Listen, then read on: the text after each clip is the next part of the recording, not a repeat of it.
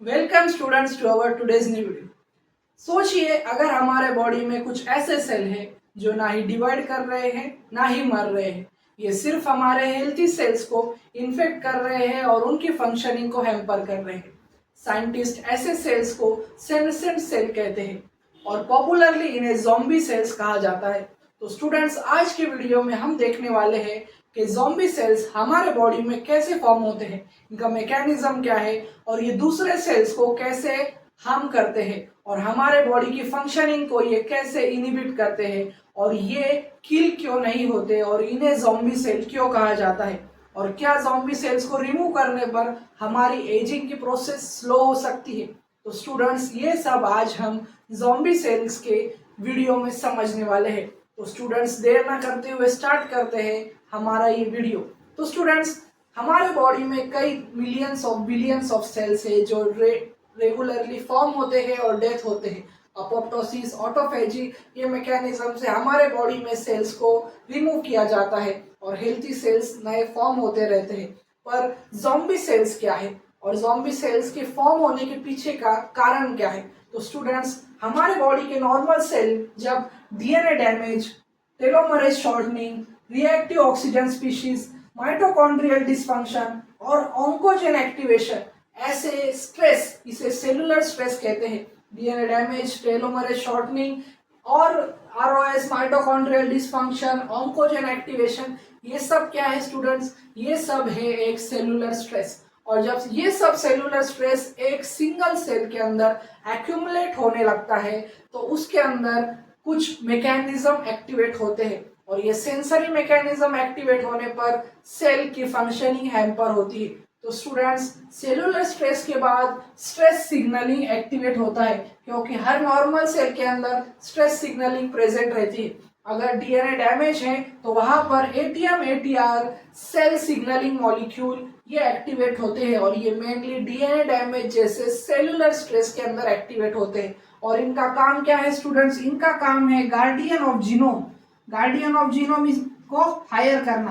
Guardian of genome हम सब जानते हैं P53 को कहते हैं क्योंकि ये हमारे बॉडी के सेल्स को कैंसरस सेल्स यानी ट्यूमर सेल में कन्वर्ट होने से बचाता है। और अगर P53 हैम्पर हुआ तो कई सारे ट्यूमर हमारे बॉडी में फॉर्म होते हैं और फिर वो आगे जाकर कैंसर सेल में बदल जाते हैं। और दूसरी तरफ अगर हमारे बॉडी के अंदर रिएक्टिव ऑक्सीजन स्पीशीज का डैमेज है या माइटोजेन का डैमेज है अगर सेल के अंदर, तो रास राफ ये नाम के दो प्रोटीन एक्टिवेट होते हैं और ये रास राफ पाथवे कैरिड आउट करते हैं और ये एक्टिवेट करते हैं आरबी नाम के प्रोटीन को। और आरबी प्रोटीन और P53 इन्हें हमारे बॉडी में ट्यूमर सप्रेसर जीन के नाम से जाना जाता है और ये हमारे सेल्स को प्रोटेक्ट करते हैं ट्यूमर में कन्वर्ट होने से।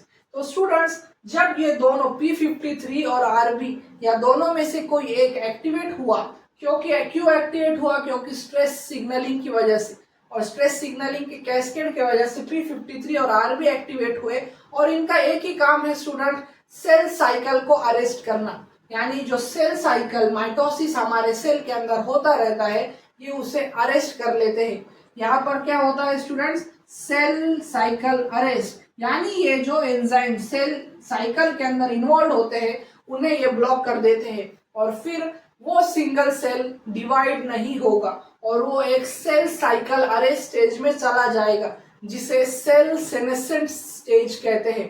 तो स्टूडेंट्स, और ये हमारी एजिंग की वजह से हमारे बॉडी में एक्यूमुलेट होते रहता है क्योंकि बहुत सारे सेल जो हमारे पुराने होते जाते हैं और उनके अंदर कुछ सेलुलर स्ट्रेस की वजह से डैमेज हुआ तो ऐसे सेल सेल साइकिल अरेस्ट में चले जाते हैं, यानी वो सेल डिवाइड नहीं होते, वो सिर्फ हमारे बॉडी में प्रेजेंट है। वो एनर्जी तो प्रोड्यूस कर रहे हैं पर वो मल्टीप्लाई नहीं करते और ऐसे ही हमारे सेल के अंदर की जगह ऑक्यूपाई कर रहे हैं। तो स्टूडेंट्स, सेल साइकिल अरेस्ट के बाद वो सेल ज़ॉम्बी सेल कैसे बना, यही क्वेश्चन आपके दिमाग में आया होगा। तो स्टूडेंट, ज़ॉम्बी सेल ऐसे सेल को कहते हैं जिसके अंदर सेल साइकिल अरेस्ट हो चुका हो, वो डिवाइड नहीं होता, वो एनर्जी तो कंज्यूम करता है और हेल्थी सेल्स को इनहिबिट करता है, हेल्थी सेल्स की ग्रोथ को हैम्पर करता है। और इसी तरह से अगर सेल एक सेल साइकिल अरेस्ट में बहुत देर तक रहा तो वो एक ज़ॉम्बी सेल बन जाता है स्टूडेंट्स। और ज़ॉम्बी सेल अगर थोड़े दिन और मैच्योर हो गया तो उसके अंदर एक प्रोटीन सीक्रेट होता है और यही सबसे खतरनाक पार्ट है ज़ॉम्बी सेल का।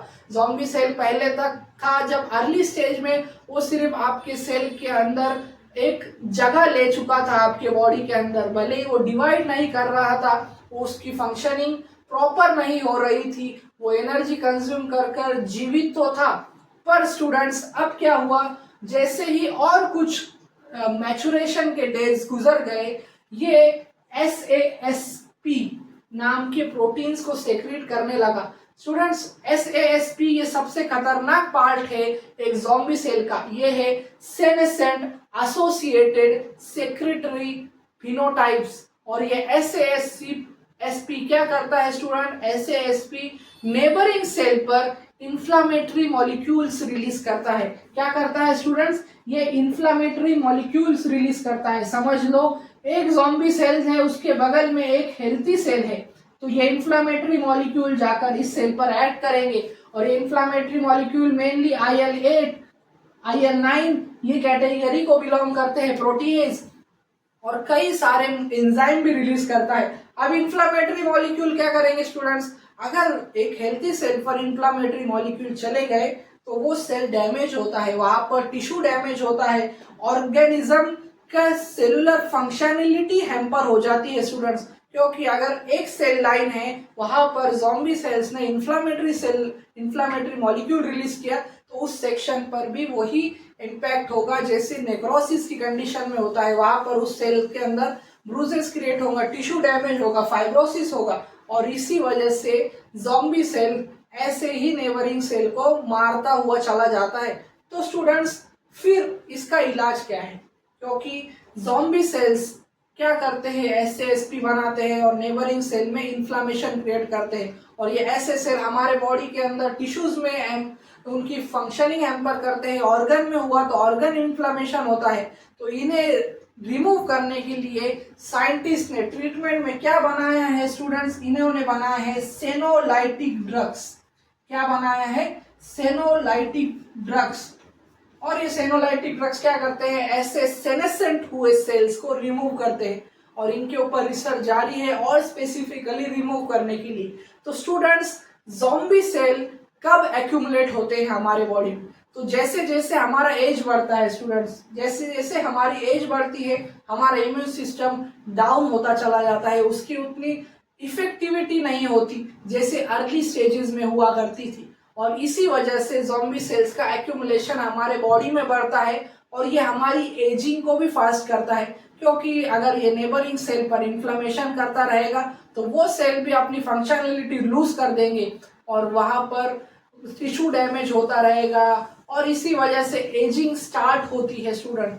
तो स्टूडेंट्स आज हमने देखा ज़ॉम्बी सेल्स के बारे में, जिसका मेन रीजन है इनके फॉर्मेशन का सेलुलर स्ट्रेस, जो है DNA damage, telomerase shortening, ROS species का creation, mitochondria dysfunction, oncogene activation, और इन सब की वजह से सेलुलर सिग्नलिंग पाथवेज एक्टिवेट होते हैं। P53RB उन्हें सेल साइकिल अरेस्ट कर जाता है, और सेल साइकिल अरेस्ट होने पर ज़ॉम्बी सेल फॉर्म होता है जो ना ही डिवाइड होता है ना ही एनर्जी बनाता है, ये बस जिंदा है और ये प्रॉपर फंक्शनिंग भी नहीं करता, और कुछ दिन के मैचुरेशन पर SASP बनाता है और जो नेबरिंग सेल में इन्फ्लेमेशन कराता है। और ऐसे ही ज़ॉम्बी सेल्स हमारे बॉडी में प्रोड्यूस होते रहते हैं स्टूडेंट्स जैसे जैसे एज बढ़ती है। तो इसीलिए हमें हेल्थी लाइफस्टाइल के अगर फॉलो करेंगे, हेल्थी डाइट रखेंगे और वाइटामिन्स, मल्टीविटामिन्स, प्रोटीन्स हमारे सेल के अंदर के सेलुलर स्ट्रेस को इनहिबिट करता है। तो स्टूडेंट्स ये था वीडियो ज़ॉम्बी सेल के ऊपर, और मुझे उम्मीद है कि आपका कंसेप्ट ज़ॉम्बी सेल के बारे में क्रिस्टल क्लियर हो चुका होगा। और ऐसी वीडियोस के लिए मेरे चैनल को लाइक करें, शेयर करें और सब्सक्राइब करना ना भूलें। Thank you for watching.